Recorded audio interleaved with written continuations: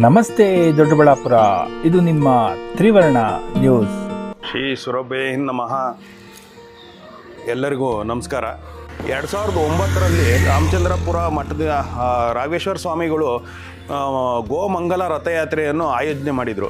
ಇದಾದ 15 ವರ್ಷಗಳ ನಂತರ ರಾಧಾ ಸುರಭಿ ಗೋಶಾಲೆ ಹಾಗೂ ಭಾರತೀಯ ಕರ್ನಾಟಕ ಗೋಸೇವಾ ಗತಿವಿಧಿ ಹಾಗೂ ನಮ್ಮ ಬೆಂಗಳೂರು ಗ್ರಾಮಾಂತರ ಗೋಸೇವಾ ಗತಿವಿಧಿ ವತಿಯಿಂದ ಈ ಗೋವಿನ ನಂದಿ ರಥಯಾತ್ರೆಯನ್ನು ಆಯೋಜನೆ ಮಾಡಲಾಗಿದೆ. ಈ ನಂದಿ ರಥಯಾತ್ರೆಯು ಡಿಸೆಂಬರ್ 30ನೇ ತಾರೀಕು ಬಂಟ್ವಾಳ ತಾಲೂಕಿನಿಂದ ಹೊರಟು ಈಗ ನಮ್ಮ ದೊಡ್ಡಬಳ್ಳಾಪುರ ತಾಲೂಕಿಗೆ ಆಗಮನ ಆಗಿದೆ.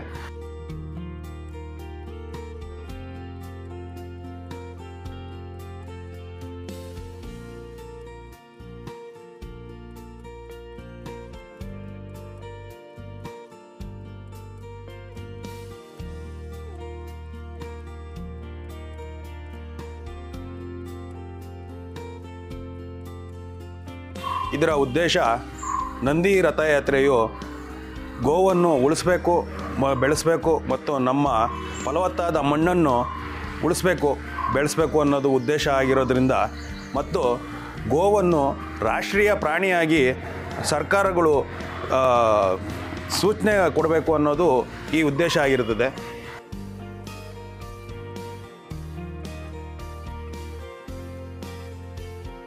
ಮನೆಗೆ ಬೆಂಕಿ ಬಿದ್ದದಂತ ಸುಮ್ಮನಾಗಬಾರ್ದು, ನಾಳೆ ನಮ್ಮನೆಗೂ ಬೆಂಕಿ ಬೀಳ್ತದಂತ ಗೊತ್ತಾಗಬೇಕು. ಆ ಜಾಗೃತಿ ಸಹ ನಾವು ಈ ರಥದ ಮುಖಾಂತರ ಮೂಡಿಸ್ಬೇಕು. ಆ ನಿಟ್ಟಿನಲ್ಲಿ ಎಲ್ಲನೂ ಸಹಕಾರ ಕೊಟ್ಟು ಇನ್ನೂ ಹೆಚ್ಚಿನ ನಾಗರಿಕರನ್ನು ಸೇರಿಸ್ಕೊಂಡು, ನಮ್ಮ ಸ್ವಯಂ ಸೇವಕರನ್ನು ಸೇರಿಸ್ಕೊಂಡು ರಥಕ್ಕೆ ಆದಷ್ಟು ಗೌರವದಿಂದ ಮೆರವಣಿಗೆ ಮಾಡಿಸಿ ವೇದಿಕೆ ಕಾರ್ಯಕ್ರಮ ಮಾಡಿ ಮುಂದಕ್ಕೆ ಕಳಿಸ್ಕೊಡಿ ಅಂತ ಹೇಳ್ತಾ ತಮ್ಮ ಎಲ್ಲರಲ್ಲೂ ಪ್ರಾರ್ಥಿಸ್ತಾನೆ. ನಮಸ್ಕಾರ. ಬೈಕ್ ಜಾಥಾದ ಮುಖಾಂತರ ಮಧುರೆ ದೇವಸ್ಥಾನದಿಂದ ದೊಡ್ಡಬಳ್ಳಾಪುರಕ್ಕೆ ನಗರಕ್ಕೆ ಕರೆ ತಂದಿದ್ದೇವೆ. 3:30ಕ್ಕೆ ಬೃಹತ್ ಶೋಭಾಯಾತ್ರೆಯ ಮುಖಾಂತರ ವೇದಘೋಷ, ಬ್ರಾಹ್ಮಣರಿಂದ ವೇದಘೋಷ ಹಾಗೂ ಮಹಿಳೆಯರಿಂದ ಸಾಮೂಹಿಕ ಭಜನೆಗಳೊಂದಿಗೆ, ಮಕ್ಕಳಿಂದ ಬ್ಯಾನ್ಸೆಟ್ ರೂಪದಲ್ಲಿ ಹಾಗೂ ಸಾಂಸ್ಕೃತಿಕ ಕಾರ್ಯಕ್ರಮದೊಂದಿಗೆ ಮುಖ್ಯ ಬೀದಿಗಳಲ್ಲಿ ಮೆರವಣಿಗೆ ಹೊರಡಲಿದೆ.